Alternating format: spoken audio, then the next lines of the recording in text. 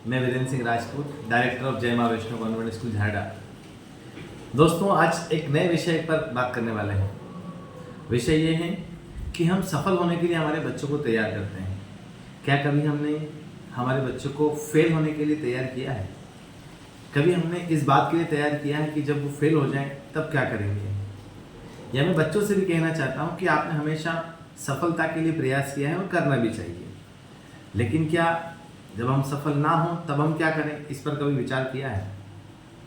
आइए हम बात करते हैं। भारत की शिक्षा व्यवस्था बहुत विचित्र शिक्षा व्यवस्था है।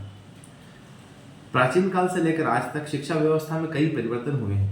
बावजूद इसके, चाहे वो स्कूली शिक्षा हो, चाहे वो कॉलेज की शिक्षा हो, चाहे वो हायर एजुकेशन हो, कहीं ना कहीं उस लेवल तक हमारे देश के एजुकेशन सिस्टम नहीं पहुंच पाया है जहां पर उसे पहुंचना चाहिए।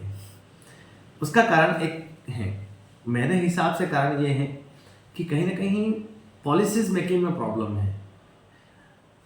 देश की आज़ादी के इतने वर्षों बाद आज देश में नई शिक्षा नीति आई। जो शिक्षा नीति आई है वो वाकई बहुत अच्छी है और बहुत ही रोजगारपरक शिक्षा देने वाली है, लेकिन मेरा ऐसा मानना है कि अभिभावक, जो पेरेंट्स होते हैं, बच्चों के माता पिता होते हैं, वो और बच्चों को भी ये सोचना चाहिए कि एजुकेशन सिस्टम कहीं ना कहीं हमारे देश का इस प्रकार का है कि बच्चे आज भले ही सफल हो जाए लेकिन भविष्य में किस स्थान पर हो उसके लिए उन्हें तैयार करना चाहिए। तो आज की सफलता या असफलता उतने मायने नहीं रखती जितनी मायने वो एक्चुअल में सफल हो। क्योंकि ऐसा एक आंकड़ा है, एक बहुत बड़े रिसर्चर हैं डॉक्टर मोहनदास पाई। उनका कहना है कि भारत में जब 100 बच्चे क्लास पहली में एडमिशन लेते हैं तो उनमें से लगभग 77% बच्चे, यानी 77 बच्चे 10वीं पास कर पाते हैं, और उन 100 बच्चों में से लगभग 55% या 55 बच्चे जो हैं वो 12वीं पास करते हैं। और आपको जानकर इस बात की हैरानी होगी कि लगभग मात्र 26% बच्चे ऐसे होते हैं जो कॉलेज की पढ़ाई पूरी करते हैं, यानी कि ग्रेजुएशन पूरी कर पाते हैं।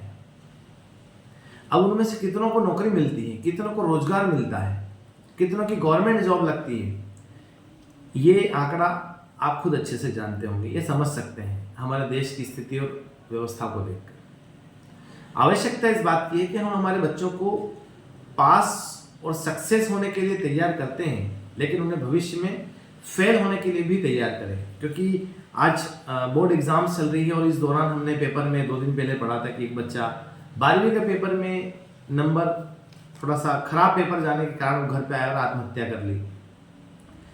देश और दुनिया के टीवी चैनल्स में आप और हम सुनते हैं कि तब ऐसा बुरा लगता है।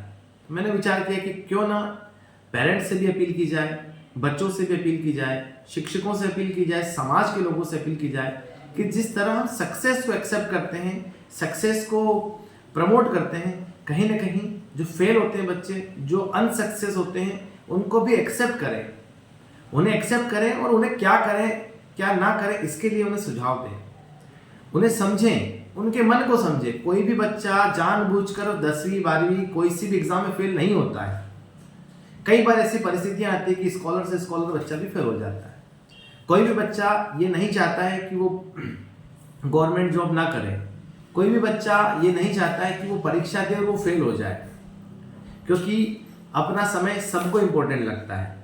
क्योंकि समय और शिक्षा का सही उपयोग अगर इंसान कर ले, समय और शिक्षा का सही उपयोग अगर किया जाए तो इंसान सफल बनता है।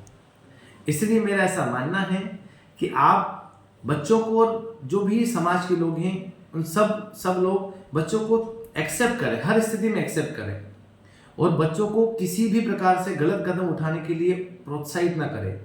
क्योंकि जब शिक्षा व्यवस्था का सिस्टम ही गड़बड़ है तो बच्चों की क्या गलती है? कितने % समाज में से शिक्षक हैं जो आप और हम सब मानते हैं कि वो वाकई शिक्षक बनने लायक है? देश में कोई ऐसा नेशनल टीचर्स ट्रेनिंग प्रोग्राम नहीं है जिससे पूरे देश के शिक्षक सुचारू रूप से शिक्षित हो सकें। प्राइवेट संस्थाओं में भी बहुत समस्याएं हैं। कितनी प्राइवेट संस्थाएं ऐसी जो आप जानते हैं जहां पर बहुत हाई लेवल के टीचर्स हैं? तो कहीं ना कहीं फेल्यूर सिस्टम का है, मेरा ऐसा मानना है, बच्चों का फेल्यूर नहीं है। कहीं ना कहीं फेल्यूर सरकारों का है, बच्चों का नहीं है। कहीं ना कहीं फेल्यूर पॉलिसी मेकिंग का है, बच्चों का नहीं है। कहीं ना कहीं फेल्यूर हमारे देश की व्यवस्थाओं का है, बच्चों का नहीं है। और कहीं ना कहीं फेलियर पेरेंट्स का भी है, क्योंकि हम हमारे बच्चों के हम हमारे जीवन में किसी भी प्रकार की, अगर आपको एक मोटरसाइकिल लेना है तो आप बहुत अच्छी से अच्छी लेके, अगर आप डॉक्टर से इलाज करवाना है तो बहुत अच्छे से अच्छे डॉक्टर के पास जाके इलाज करवाएंगे। अगर आपको कोई कोई चीज खरीदना है, वस्तु खरीदना है, तो अच्छी से अच्छी जगह जाकर आप वो खरीदते हैं। लेकिन बात आती है आपके बच्चों की शिक्षा की, तब वहां पर आप मोल भाव करने लगते हैं। ये देखते हैं कि इस स्कूल में पैसा ज़्यादा लग रहा है, इस कॉलेज में पढ़ाई की फीस ज़्यादा है, इस कोचिंग में फीस ज़्यादा लग रही है, इस स्कूल की फीस स्ट्रक्चर ज़्यादा है। वहाँ आप जब बच्चों के भविष्य की बात आती है तो आप वहाँ पर बार्गेनिंग करने लगते हैं, मोल भाव करने लगते हैं। कहीं ना कहीं फेलियर आप लोगों का भी है, क्योंकि देखो ये बात आप भी अच्छे से जानते हैं कि जितना शक्कर आप डालेंगे उतना मीठा आप पाएंगे, ये सत्य है। और आप एक्सेप्ट करते हैं कि एक ऐसे स्कूल में आप बच्चे को पढ़ा रहे हैं जहाँ पर ठीक से टीचर इंग्लिश नहीं बोल पा रहे हो, जहाँ पर ठीक से व्यवस्थाएं नहीं हो, ऐसे स्कूल में आप बच्चे पढ़ा रहे हो जहाँ पर उनके जो मैनेजमेंट कमेटी के लिए वो एजुकेशन के इम्पोर्टेंस को समझते ना हो, वो खुद महिलाओं की शिक्षा प्रमोट ना करते हो, और वो खुद शिक्षा के महत्व को ना जानते हो, वो खुद अंग्रेजी ना जानते हो, और आप सब सोचोगे कि जिस स्कूल का प्रिंसिपल इंग्लिश ना बोल सके उस स्कूल के बच्चे इंग्लिश बोलेंगे। अगर आपने ऐसे स्कूल में बच्चों को भेज रखा है तो शायद आप भी समझें, इस बात पर विचार करें कि हम मतलब बच्चों के साथ अन्याय कर रहे हैं, हम हमारा डिसीजन गलत है, क्योंकि बच्चा तो आप पे ऊपर आश्रित है। तो आप भी ऐसा निर्णय लें कि बच्चों के भविष्य में बच्चों को कभी फेलियर ना देखना पड़े। बच्चा कच्ची मिट्टी की तरह होता है, उसे जिस तरह से शेप दिया जाए, जैसा ढाला जाए, वो वैसा बनता है। अगर बच्चों का कई बार बच्चे बहुत मेहनत करते हैं, मैंने काफ़ी बच्चों को देखा है स्कूल जीवन में, कॉलेज जीवन में, कोचिंग्स में, बच्चे बहुत मेहनत करते हैं, लेकिन कहीं ना कहीं उनकी नींव कमज़ोर होती है। स्टार्टिंग का जो टीचिंग टाइम होता है, class up to class 8th 10th level तक का जो टीचिंग होता है वो बहुत बहुत बहुत अच्छे लेवल का होना चाहिए। और वहाँ पर आप कहीं ना कहीं ऐसे स्कूल्स में भेज देते हैं जहाँ पर कहीं ना कहीं बच्चों का जो रूट लेवल का है, उनकी जो नींव है वो कमज़ोर होती है, उनको बेसिक फंडामेंटल्स पता नहीं होते हैं, फिर वो ऊपर जाके बहुत मेहनत करते हैं कॉलेज टाइम पे या फिर कॉम्पिटिटिव परीक्षा में, और फाइनली वो बच्चे वहाँ पे असफल होते हैं। तो बच्चों का फेलियर नहीं है मेरे दोस्त, मेरे प्रिय साथियों, मित्रों, वो कहीं ना कहीं आपकी व्यवस्थाओं का और आपके डिसीजंस का फेलियर है। बच्चों को किसी भी स्थिति में गलत कदम उठाने के लिए प्रेरित नहीं करना है, डायरेक्टली और इनडायरेक्टली बच्चों को सपोर्ट करना है, क्योंकि आप जितना किसी चीज़ में काम मेहनत करेंगे वो चीज़ उतनी ही आपको रिस्पॉन्स करेगी, वो चीज़ उतनी ही आपको आगे लगेगी। और मैं बच्चों से भी कहना चाहता हूँ कि आपको आपके पेरेंट्स, आपका समाज, आपकी व्यवस्था बहुत सपोर्ट कर रही है। आज के समय में बहुत सपोर्टिव सिस्टम आपके पास हैं, इसका सही उपयोग करें, सोशल मीडिया का सही उपयोग करें, सही पढ़ाई करें। और जब भी पढ़ें, बच्चों से कहना चाहूँगा, जब भी पढ़ें अपने माता पिता के त्याग और बलिदान को ध्यान में रखें। आप उन लोगों के बलिदान को ध्यान में रखें जो आपके लिए दिन रात जागते हैं, दिन रात मेहनत करते हैं, आपकी फीस भरते हैं, आपके लिए व्यवस्थाएं, संसाधन जुटाते हैं।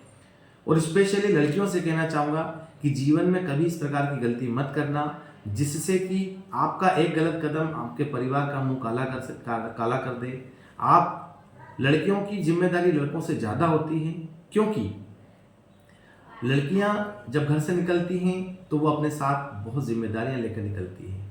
लड़कियों को इसलिए भी सेफ रखा जाता है क्योंकि वो एक कोहिनूर का हीरा है, कोहिनूर का हीरे को सेफ रखना चाहिए, ऐसा मेरा मानना है।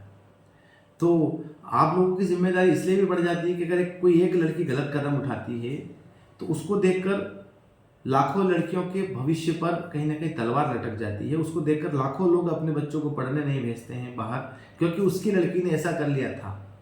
तो आपके ऊपर भी बहुत जिम्मेदारियां हैं। आप पढ़ें, सशक्त बने, क्योंकि शिक्षा वो शेरनी का दूध है, जो पिएगा वो दहाड़ेगा।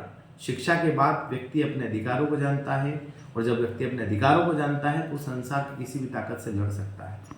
इसलिए एक बार फिर मैं कहना चाहूँगा, बच्चों को न केवल सक्सेस या पास होने के लिए रेडी करें, बल्कि हर परिस्थिति में उन्हें अपने जीवन को जीने के लिए, एक नई राह देखने के लिए, फेल होने पर भी उन्हें हतोत्साहित ना हो, गलत कदम ना उठाएं, इस तरह का समाज निर्मित करें। इस तरह से बच्चों को मोटिवेट करें। और अगर किसी भी बच्चे को फिर भी कोई समस्या आती है तो जय माँ वैष्णो कॉन्वेंट स्कूल झारडा में मैं हमेशा उपलब्ध होता हूँ। आप फ़ोन पे भी बात कर सकते हैं। आपकी किसी भी प्रकार की शिक्षा से संबंधित समस्याओं के लिए हमारे भी दरवाजे हमेशा खुले हैं। बहुत बहुत धन्यवाद।